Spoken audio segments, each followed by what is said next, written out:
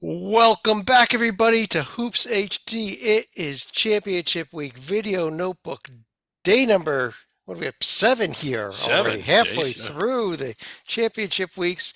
This is our Championship Week Video Notebook here at Hoops HD. I'm your host, Chad Sherwood, John Salika below me, David Griggs to my side, locked in the puppet bunker Woohoo. still. And At this, least he this got is, his light back on. Yeah. I mean, at least the lights are back on in here. I still uh, think I should be in Pensacola. Hey, Griggs, I was thinking that this is the only show you need to. You don't have to watch basketball games during championship week. All you need to do is come to our video notebooks, and you Right. find out everything that Yeah, you happened. find out everything that's going on. We tell you everything. In fact, I didn't bother any watching any of the games today. I'm just going to watch our video notebooks to find out what we could talk about tonight. Yeah. I mean, I'm the same way. let's uh, let's get into what this is day number 7. Oh, and you know what today is? Today is yes, it's Stetson Hatter Day. Oh, yes. This Uh, this one I did watch. yes. Congrats to the Hatters, the first ever NCAA tournament appearance. David Warlock tweeted out that 331 teams throughout history have now qualified for the NCAA tournament, with Stetson getting in today, their first one ever. Yep. Real quick check, puppet bunker. Griggs is still locked in there, and We've decided last night that you're going to let me out so I can go to Pensacola. no, we voted we vetoed No, that. no, that's what we should do for the good of the show. Let's get to a couple of regular season scores. It was the final day of action, the American, two meaningless games, and in the Big Ten there was 5 games with a little bit of meaning here. Nebraska with a road win, which was solid, and Purdue, Yeah. though Griggs, a solid home win over Wisconsin, and they really dominated most of this game despite that only an 8-point final. Yeah, and I think Purdue's a 1 seed. I think they could miss the bus to the Big Ten tournament and they'd still end up a 1. I think that's Actually, if they missed the bus, they'd get a no contest. I think they could lose to the last place team and still get a 1, yeah, which there you which go. would be worse than missing the bus, would it not? It would be, but yeah, if there's any such, I think 3 of the 1 seeds are locked up, regardless of what happens in the tournaments. Uh, other games to note here, Ohio State continue their winning ways with a picking up a road win at Rutgers, and Michigan State Stalika went down at Indiana. This Ouch. team is bleeding at the wrong time. They now have 13 losses overall already. They're bleeding at the wrong time, and strangely enough, Indiana has won 4 straight games, although it's far too late for the Hoosiers at this stage. Although I suppose I should at least congratulate the Hoosiers on beating a tournament team by the mere fact that they beat Moorhead back in December. Yeah, very true. Good one, good one. Griggs, last but not least, there, Illinois with a road win at Iowa. Iowa had been coming on strong lately, but this may have been they may have to win multiple games now in the Big Ten tournament to get serious consideration. Yeah, they had been coming on strong and they had been playing like a tournament team, but the problem was that they started looking like one a little later than they needed to. Had they won the night, I would have really liked their case, but they didn't. And so that's Iowa's side of it. For Illinois' side, that's a really solid road win against a team that, while their season metrics aren't the greatest, this is an Iowa team that was playing really well. That's a great win for Illinois, really. It's a road win against a team that I'll consider a board team, a team that's either in or on the bubble, so that's Yeah, always a strong win. yeah, Let's get to the conference tournament action, though. Got the hat on. Congratulations to the Stetson Hatters in a thrilling game. There were a lot of good games today, but this was an absolute thrilling game here to start the day off here. Stetson with the home win over Austin P. So excited, and congrats to them, Griggs. yeah. And it was a great atmosphere. I mean, that arena was electric. That small, cramped, condensed place. I mean, it was just the roof was coming off of it. There's something about, and again, I'm not one to lecture anybody on how they should structure their championship or their tournament, but there's something fun about the campus sites tournaments. What a great game this was just to watch. And It was a little different watching this with a packed building and screaming fans versus watching Morehead State win in an yeah, empty building with a handful of fans. Uh, right. I mean, this was just packed out. It was this little condensed boombox, really, and I mean, it was great. I mean, which place would have been more fun to be at? Absolutely. Stalika, and this game, Jalen Blackwood, 43 points for Stetson also. He was just amazing. He was amazing, and this was actually a game where I believe Austin P actually led for most of the game. So this was not easy by any means for Stetson, but certainly clutch enough that they'll make their first appearance in the D1 in their 52 years of existence at the top level.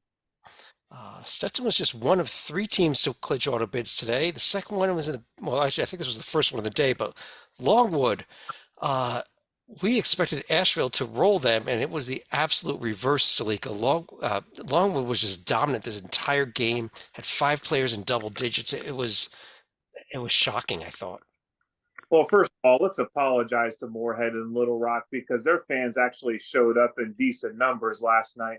If you saw the crowd at the Cubine Center, it was almost non-existent just because all the High Point fans said, "Oh, that we're not supporting championship here." So it was a handful of Longwood fans and handful of UNC Asheville fans, and certainly after a flagrant two at the beginning of the second half, where one of the Asheville players just actually shoved a Longwood player out of frustration while a 3-point shot was going on. I knew the writing was on the wall and basically tuned out at that point. Yeah, Fletcher Abe was ejected for that. It was a nasty shove too, and he deserved to be ejected. But Yeah, any yeah. hope that Asheville had of making a run was gone as soon as that happened, I thought.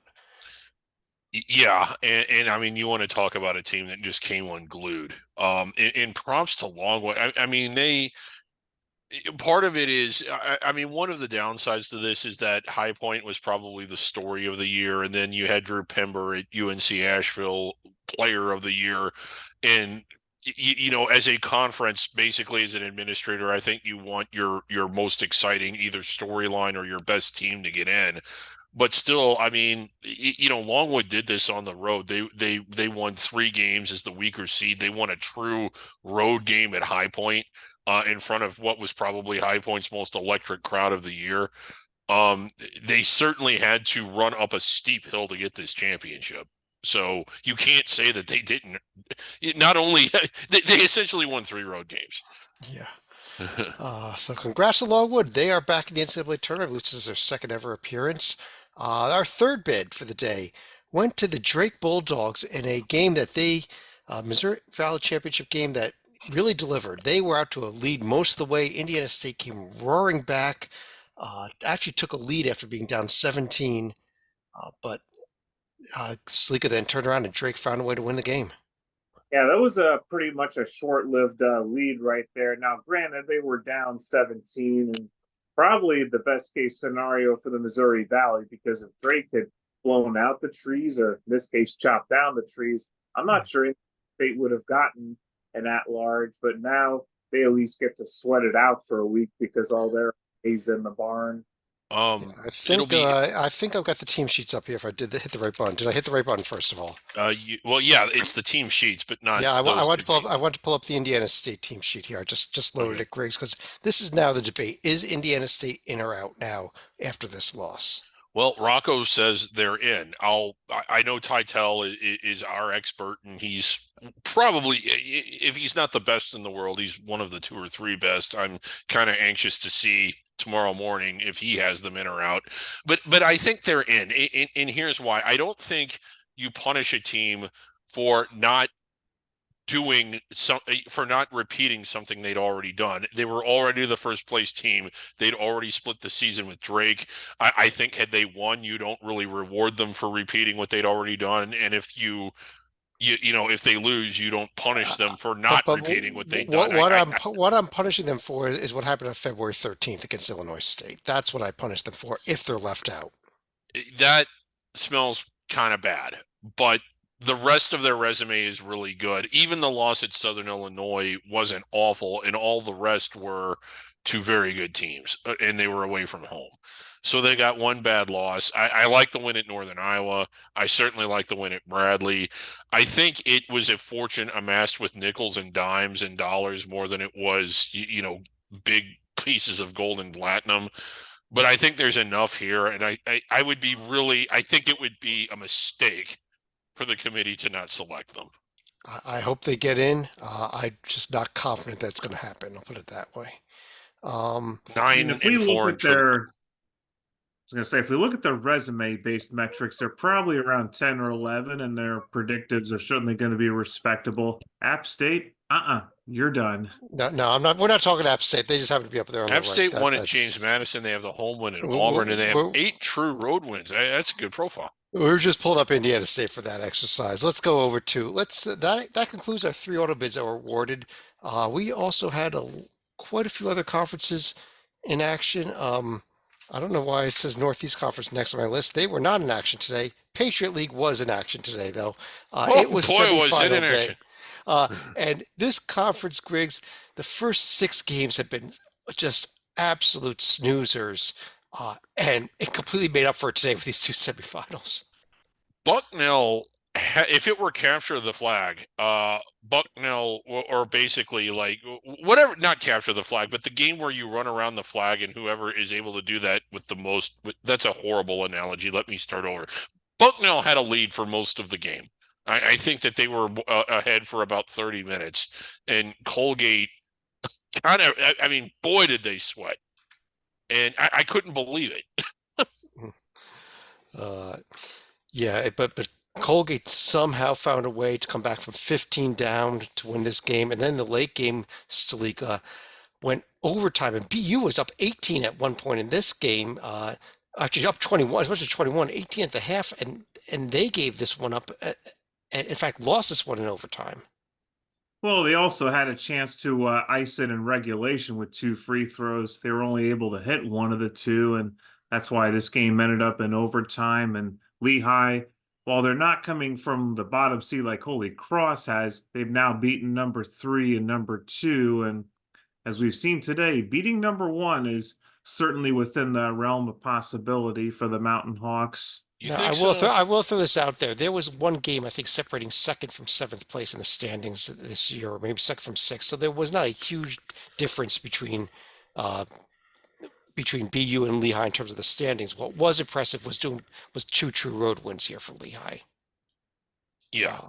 But we'll talk about this Tuesday night. I don't think they have any shot on Wednesday. I don't, but I didn't think Bucknell had any shot either. So, wow. Sleeka, it was semifinal day in the SoCon, beginning with a Samford win in a game where they held off a late rally and pulled away out of the second, then held off a late rally from Furman, and a thriller between East Tennessee State and Chattanooga.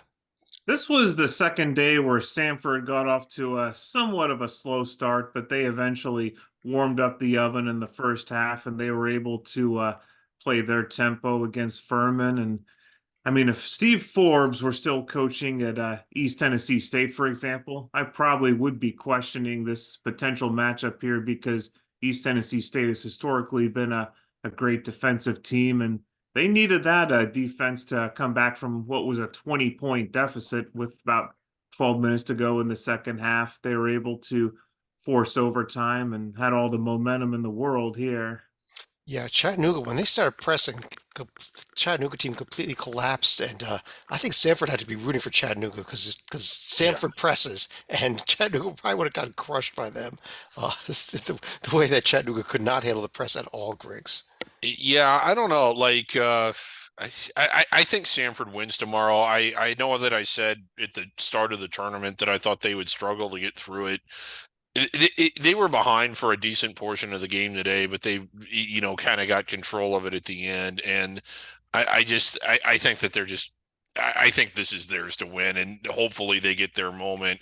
They've been a great story, a great turnaround story. They've been to tournaments before, but ever since joining the SoCon, they've been also rans. But this year, it's for them. That the campus community's excited. I just would love to see them do it. Well, at the very least, this is going to be their first championship appearance in the SoCon. It will be. Yeah, it's been a long time. They were members of the OVC last time they won it. It made the tournament. It's late. Yeah, that's the game, 7 o'clock tomorrow night, though, Samford, East Tennessee State. Let's roll things over to the Sun Belt Conference, another conference with some exciting games. And Griggs, the first game was this Arkansas State Appalachian State game where Arkansas State had a 10-point lead. They lost the lead completely. Thought Appalachian State was going to do it, and then Freddie Hicks at the buzzer for the win, and down goes App State.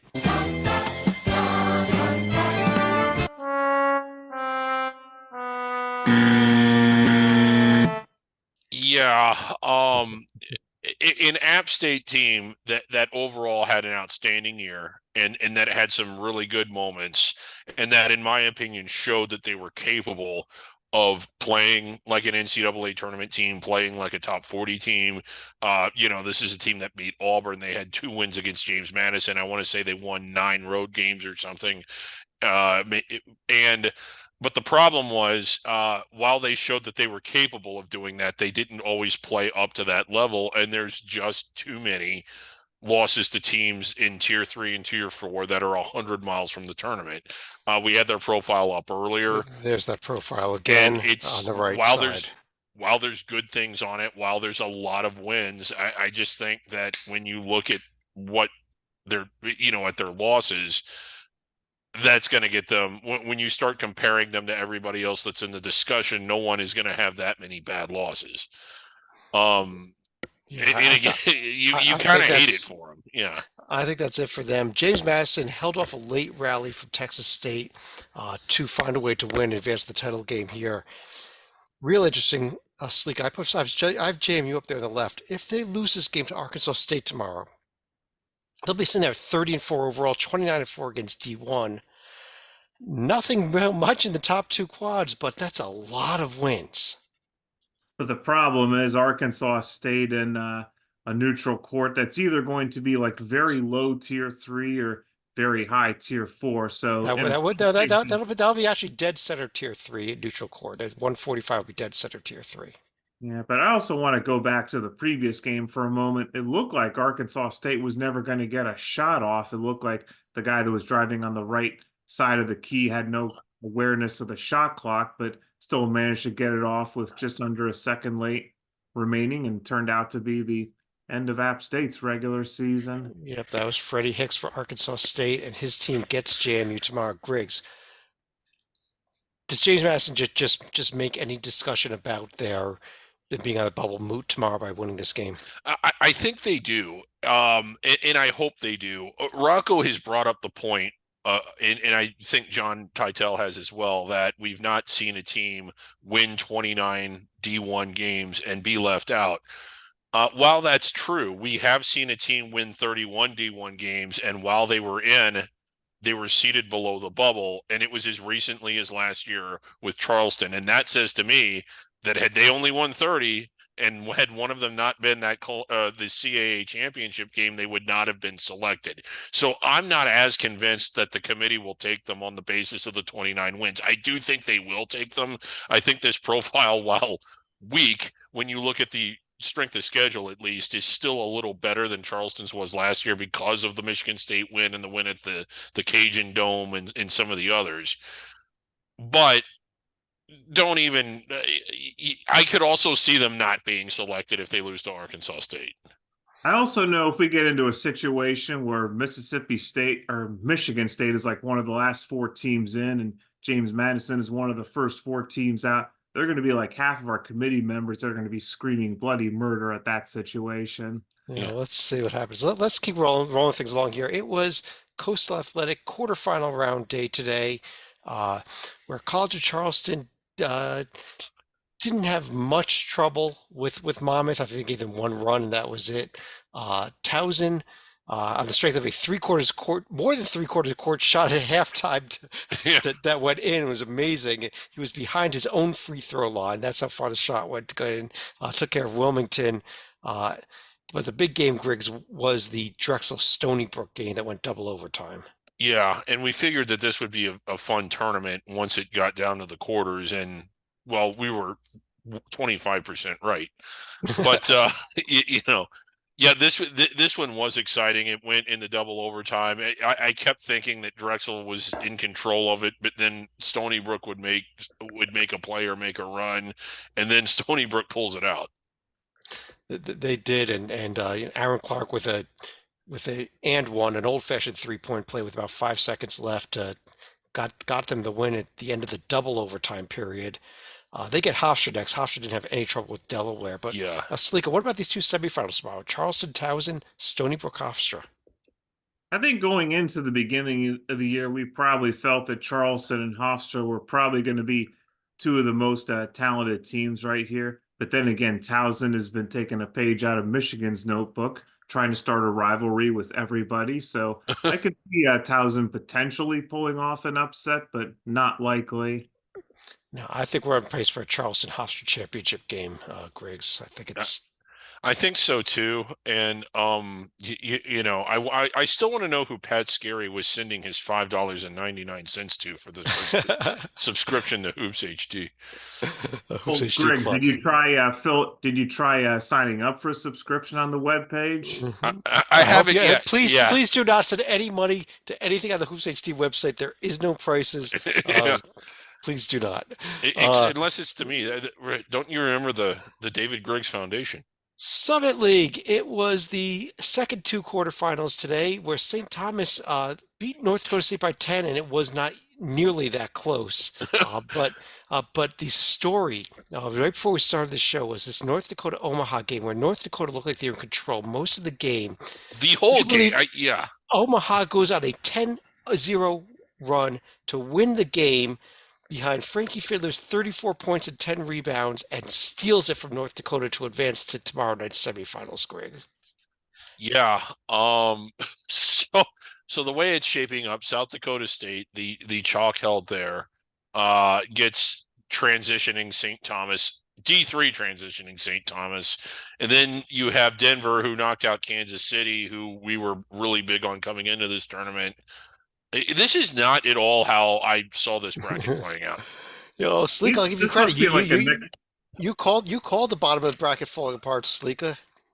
Yeah, I was going to say, this must be like a next level fan base for South Dakota State. Not only are they cheering on their own team, it feels like they're staying behind to cheer against like all three of their Dakota rivals here, South Dakota and the two North Dakota schools. Well, here's the interesting scenario here. If St. Thomas upsets South Dakota State tomorrow and then wins the championship, South Dakota State gets the automatic bid as the regular season champion. So they may lose and stick around to root on St. Thomas if they. Oh, I would. Yeah. Everybody from South Dakota State, the whole fan base will be rooting on the Tommies in the championship game.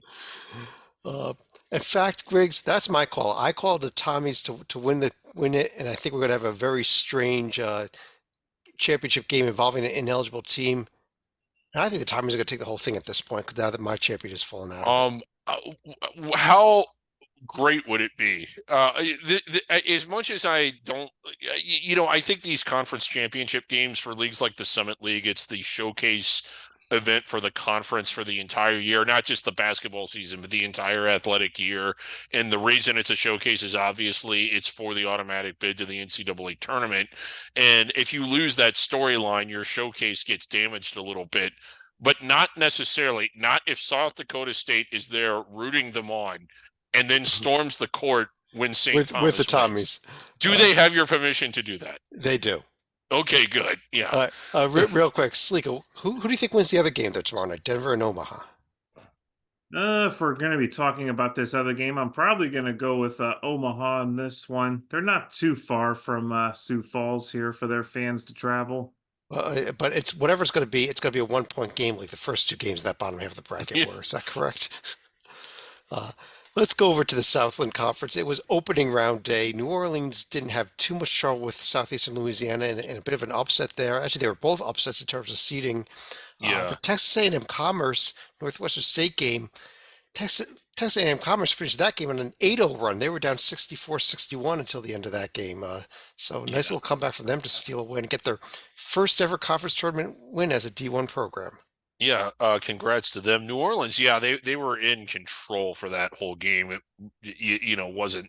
If you missed it, you didn't miss much. It was good to see some fight out of Commerce here, and I don't mean the fight they had against Incarnate Word either back in the What do you think about tomorrow? Lamar, New Orleans, Nicholls State, Commerce. Other than no, it doesn't really matter until we get to Tuesday and McNeese starts playing. Other than that, what do you think about these two games? That's what I think of those two games. Well, here's Salika. Do you see either one of these being an upset, or do Lamar and Nicholls State just move on now? No, I think Lamar and Nichols both move on to the next step. And like I said, Nichols playing Texas A&M Corpus Christi, they only have to climb another step further. For Lamar, they'll have to climb 10 steps just to try to get past McNeese here. Mhm.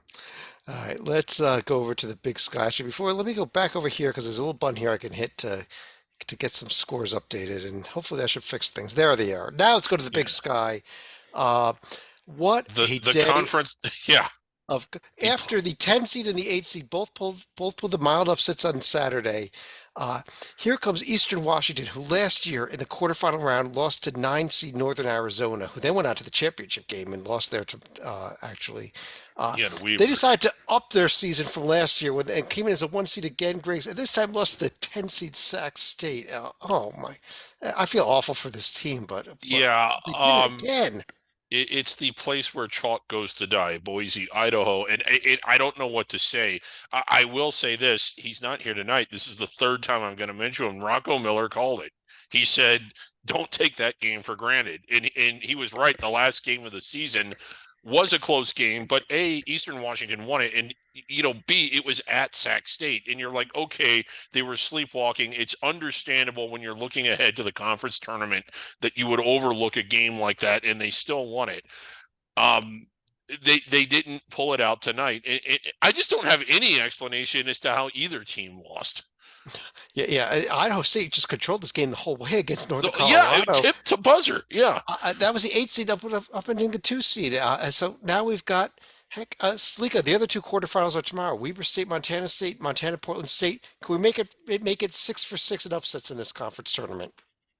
It's certainly possible, but at this point, I'm sure the suits at the Big Sky are probably begging Montana State and Montana to move on to the championship game, so at least you get some semblance of a rivalry going on here, and not just the Hoops HD rivalries either. Yeah. Yeah. But yeah, this is a crazy tournament already. We will see what happens tomorrow. If Weber State, Montana State's not really an upset either way, but Portland State would be a bit of an upset over Montana. So who knows? That was it for today's action. Let's go to a few other conferences that are back in action tomorrow. Beginning with the Horizon League, it is semifinal round day. I'm really excited about these two games here, Griggs. Oakland, Cleveland State, Northern Kentucky, Milwaukee. Yeah, I am too. And it was a reseed. I kind of forgot this, but Cleveland State, while the 7, not that far away because this was such a log-jammed conference.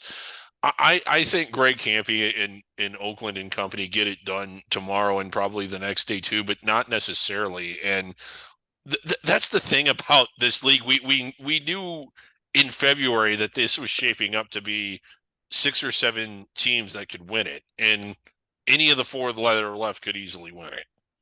Yeah, this NKU Milwaukee game, Stalika, I think NKU wins it, but I could see Milwaukee blowing them out too.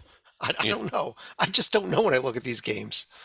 Well, considering that NKU got into a deep hole against Wright State early on, I would never count them out because we've seen what Marcus Ward could do. For example, he had a 35-point game at Wright State, and I could easily see him doing it in back-to-back performances here. So wouldn't surprise me at all to see the Norse get yet another auto bid in their brief time in D1. One other conference in action tomorrow. Real quick, first of all, late night last night, we didn't really discuss it that much because they weren't even final when we started the show. But Santa Clara and San Francisco both rolled fairly easily in their games Saturday night. But now the first big question we have in the West Coast Conference tournament, Grace. Do St. Mary's and Gonzaga make it through to that championship game, or is there a chance either one of them gets knocked off in an upset here?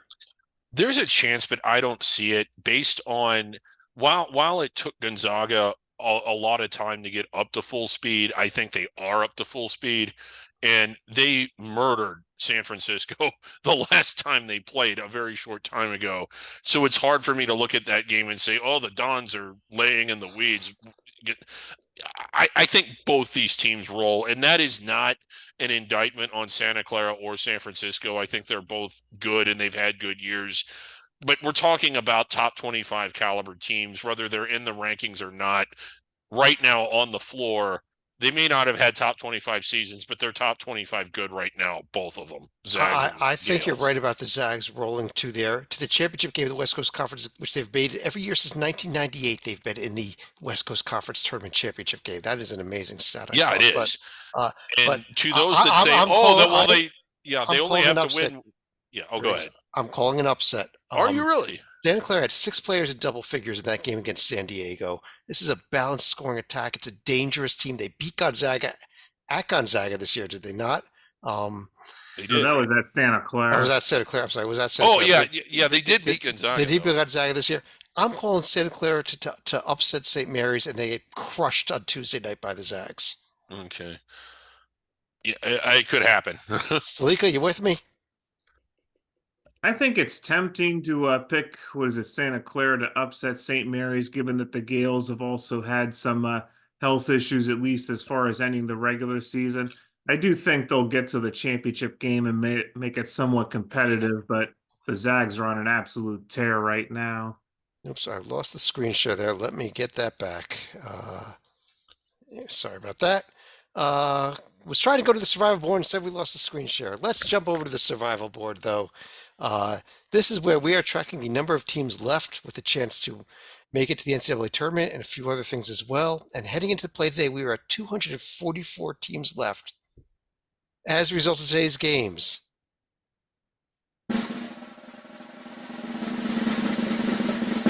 $227, and Wow. it's actually down to 226 because that last Big Sky game never got on there quite yet.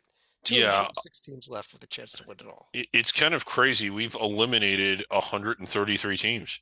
And we still got a lot. We've got to get to 68. We're still not there. We Yeah. may drop. I don't think we're going to quite drop under 200 tomorrow. It's a pretty late day. But Yeah, tomorrow's kind of a light night, a good night. I mean, it's a good night of games, but it's not 7, 8 games at once like what we're in for this Thursday. The Thursday of championship week is heck, it gets crazy Tuesday. These with the size of these conferences these days. So yeah. we have teams though in various categories here, Griggs. And can you? I'll put a section up here. Can you explain to people what these various categories are, and why we do these? We have 4 categories, I guess, but 2 of them are very, very similar. One is the automatic bids, and those are the teams that you see, like Stetson right there. The automatic bid. They're in, and the reason they're automatic, Chad, do you want to? Well, I'll just tell you, it's because they're blue in all caps. Yes. It isn't because they won a conference tournament. It's because on this board they are blue in all caps. That's what dictates the automatic bid. It's just we choose to award automatic bids. And so if the selection committee is wondering whether that Stetson should be in the field, the answer is they have to be, yes, because they're blue in all caps. The blue teams also have to be, but they're not quite automatic bids. They're locks. If the selection committee member is wondering whether or not Kansas, they just lost bad to Houston. Hunter Dickinson's dislocated his shoulder. What should we do with Kansas? Well, they have to select them because they're in blue. Yeah. So my other question would be, what do we do with a team like Eastern Kentucky, who's already won the regular season in the Atlantic Sun? Are they still eligible here? Well, we find them here. First of all, they're in red and crossed off there, Greg. Yeah. So what do we do with Eastern Kentucky? They are not eligible. Yeah, they are not. Committee member says, let's consider Eastern Kentucky. The answer is they cannot. They would come to this board and they would see that Eastern Kentucky has been crossed out. What if a committee member gets up and says, you know what, I went to the board and UMass is not crossed off. Maybe we should consider them for an at-large bid. Well, you need to consider UMass on the basis that they win the automatic bid. And the question they need to ask themselves is, where would we put UMass if suddenly the Hoops HD survival board puts them in blue in all caps? Right. But they're auto bid only, so they should not be considered them when they're selecting at-large bids at all, though. Right. Correct. Now, well, I think we also have to consider making Frank very angry that he's not a lock yet. If they're talking about Villanova, which is an interesting team that I think is going to get a lot of discussion this next week, maybe, and they say, well, let's just go to the Hoops HD board, and that will tell us what to do about Villanova. They're going to run into a problem because they're in green. Yes, and the green teams are the ones where we tell the committee you're going to have to decide on your own. So we do make them do a little bit of work. Yeah, we do make them do a little bit of work. All right, let's run back over here to this board here, and we go back to our feature. Let's go to our feature. Top 10 things to see at college basketball games, presented by hoopshd.com. We've got 14 things in our top 10. We did 4 honorable mentions because we have 14 nights of this show. We've already seen the Hornet's Nest Trophy, the Yes. Kennesaw Banana, Keggy the Keggy. Keg, Yes. the Crooked Sidelines in Bangor, Maine, Yeah. the book guy at The Detroit. book- He's one of my yes. favorites. Love him. Yeah. Rocco Miller. He's in every Rocco game Miller, out he's there. at every. Yeah. I mean, you can find him just about at any college basketball game. I Last saw him night, at one today. last night at number 8 was Red Panda, our favorite halftime show in the world. Yeah. Now let's go to number 7 though, and there's what could be better than these things, but we still have 7 more to Yeah. go. Number 7 thing to see at college basketball games is Caleb and Andre, the Mississippi Valley State play-by-play and color guys. Let's hear from them right now. We ain't here to. And Andre, that's game! And that will be game! And that will be game! And that's built that first win! First oh, we stole the court! We're throwing the court! We're throwing the court! Oh my God! Oh my God! That's a complex! Delta Devils pick up their first win! Delta Devils pick up their first win! Shout out Coach Ivory! And the Delta Devils will improve to 1-27, 1-14. In a swag! What is you saying? These guys are the greatest. You would have had to spend about $10.85 after taxes just to listen to that, but It'd I'm be sure worth it would every be penny. definitely I'd worth the pay money. twice that to hear these guys, Stalika. I'm sorry. I can't even add to that. We've been adding facts and interesting things, and a candid moment. I was like, well, what can we say about these guys? The answer is nothing. That is so good on its own that there's no way to enhance it. It was the best call I've ever heard in my life. It was fantastic. And think of all that encompasses. How many games throughout our life have the three of us seen? We've never heard anything as good as that. That's amazing. And yes, I will be paying for the season package. If these guys are back at Mississippi Valley and it is behind a paywall, I will pay for it. I will. Mississippi Valley just made a lot of money. On that note, let's go ahead and pull this down here. Go to your final thoughts. Stalika. I feel like I've taken a bit of a negative tone for the past 3 nights simply by talking about coaches that have moved into the carousel via dismissal. However, we do have one vacancy that is apparently set to be filled, and that's going to be Justin Gray, who's going to be moving on from Western Carolina to take over the Coastal Carolina job. So kind of going from one directional to another Well, if directional. you- term. What- Moving from the mountains to the The beach. mountains to the beach. It's not Yeah. a bad move. I Yeah. mean, the mountains of Carolina are beautiful, but Oh, they're but, beautiful. I mean, Western Carolina is a beautiful part of the planet. but Yeah. Myrtle Beach. I mean, really. Yeah. Griggs. It's hard to believe as fast as we're moving that we've already eliminated 133 teams. And as much as I love championship week, and I do, I think I love it more than the NCAA tournament sometimes. You hate to, as a fan of the sport and watching these teams and enjoying them all year, there is something a little bit bittersweet about it because you're seeing teams' seasons end. As exciting as the ASUN tournament was, you couldn't help but feel a little bad for Eastern Kentucky because, they won the league. They had a good year, a lot of storylines, and they get nothing. It's hard to not feel bad for Eastern Washington. I mean, and that's nothing against Sac State, but Eastern Washington had a great year, and just like that, it's over. And App State, another example. So part of it's like, yeah, this is awesome, and all this is exciting, but just like that, it's over. We won't see App State play again until November next year. Yeah, it's a shame. Well, unless the CBI comes calling. Yeah, Actually, no, they may have a shot even at the NIT.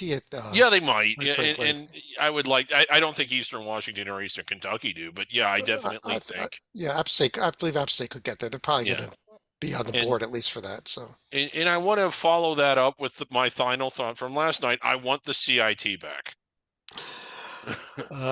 On behalf of John Salika and David Griggs, I'm Chad Sherwood. It's been Stetson Hatter Night, and we will talk to you again real soon.